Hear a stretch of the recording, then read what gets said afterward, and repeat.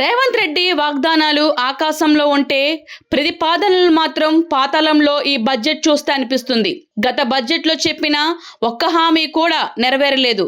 ఇప్పుడు ఈ బడ్జెట్లో ఉన్న ప్రతిపాదనల పరిస్థితి కూడా అది అంతే. రేవంత్ రెడ్డి బుద్ధి మన్యం వల్ల రాష్ట్ర ఆదాయం పడిపోతుందని ఎమ్మెల్సీ దేశపతి శ్రీనివాస్ అన్నారు. రేవంత్ రెడ్డి గారు గాలి మేడలు కడుతుంటే బట్టి విక్రమార్క గారు ఇసుక మేడలు కడుతున్నారు. బట్టి గారు ఏదైనా కాస్త గట్టి బడ్జెట్ పెడతారనుకుంటే ఒట్టి బడ్జెటే పెట్టినాడు ఆయన. వాగ్దానాలేమో ఆకాశంలో, ప్రతిపాదనలేమో పాతాళంలో. అది ఈ బడ్జెట్ చూస్తే అనిపిస్తున్న పరిస్థితి. అంచనాలన్నీ అవాస్తవమే. పోయినసారి 2,91,000 కోట్లతో బడ్జెట్ పెట్టింది. అనుకున్న అంచనాలు వీళ్ళు చేరుకోలేదు. ఆ రాబడి రాలేదు. అప్పుడే చెప్పిన ఇది అవాస్తవికమైనటువంటి బడ్జెట్ అని చెప్పి. అప్పుడు బట్టి గారు ఏమన్నారంటే, మాకు వ్యూహం ఉంది, మాకు చాలా అనుభవజ్ఞమైనటువంటి పార్టీ, మేము సాధిస్తాం, వనరుల్ని ఇవన్నీ నెరవేరుస్తామన్నారు. గత బడ్జెట్లో చెప్పిన ఒక్క హామీ కూడా నెరవేరలేదు. గత బడ్జెట్ హామీలన్నీ కూడా తుంగలో తొక్కపడ్డాయి. ఇప్పుడు ఈ బడ్జెట్లో ఉన్న ప్రతిపాదనల పరిస్థితి కూడా అంతే. దాదాపు 60 నుంచి 80,000 కోట్ల లోటు గత బడ్జెట్ అంచనాలు వీళ్ళు చేరుకోలేదు.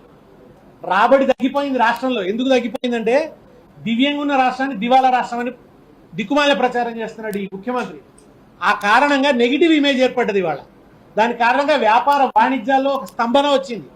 ఈయన చేసిన హైడ్రా వల్ల రియల్ ఎస్టేట్ కుప్పకూలింది. రకరకాలుగా ఆయన చేసిన నెగిటివ్ చర్యల వల్ల ఈ రాష్ట్ర ఆదాయం గణనీయంగా, స్టాంప్స్ అండ్ రిజిస్ట్రేషన్ ఆదాయం గణనీయంగా పడిపోయింది. వ్యవసాయం సంక్షోభంలోకి పోయింది. వీటన్నిటి కారణంగా ఆదాయం తగ్గిపోతుంటే ఆయన ఏమంటున్నాడంటే ఆర్థిక మాంద్యం అంటున్నాడు. ముఖ్యమంత్రి గారు ఇది ఆర్థిక మాంద్యం కాదు, మీ బుద్ధిమాంద్యం.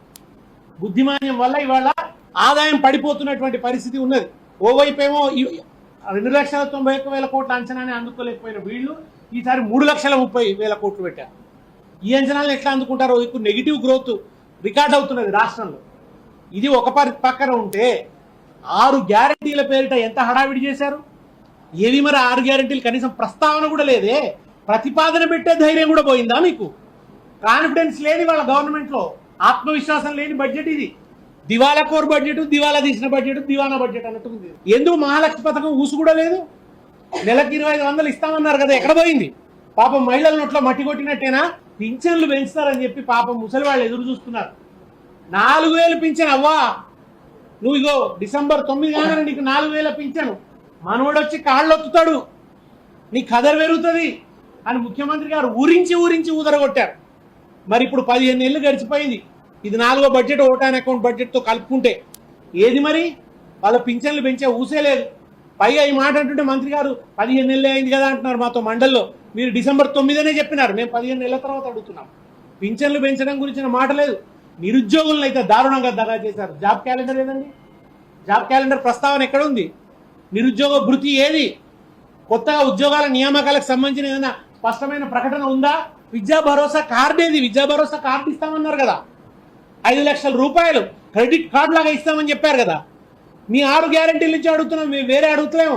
రైతుల పాలిట ఒక మృత్యువులాగా మారినాడు ఇవాళ రేవంత్ రెడ్డి. ఇవాళ ఏదండి రైతు భరోసాకు సంబంధించి? దారుణమైనటువంటి పరిస్థితి ఉంది. ఇప్పటికీ దాని నియమ నిబంధనలు ఏందో అర్థం కాదు.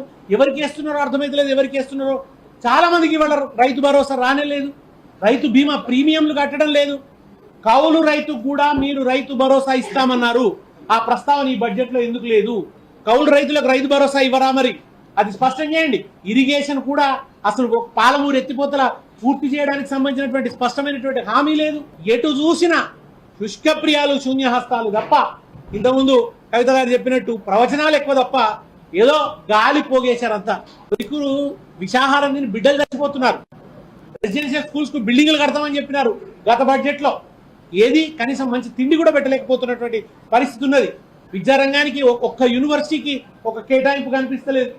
ఉన్నత విద్యకు దారుణమైన పరిస్థితి, పాఠశాల విద్యకు దారుణమైనటువంటి పరిస్థితి.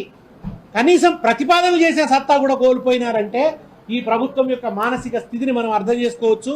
ఇది పూర్తిగా దగాకోరు, దగుల్బాజీ బడ్జెట్. ప్రజల్ని భయంకరమైనటువంటి నిరాశలోకి నెట్టారు. భవిష్యత్తు అంధకారమయంగా కనిపిస్తున్నది కాంగ్రెస్ పరిపాలనలో.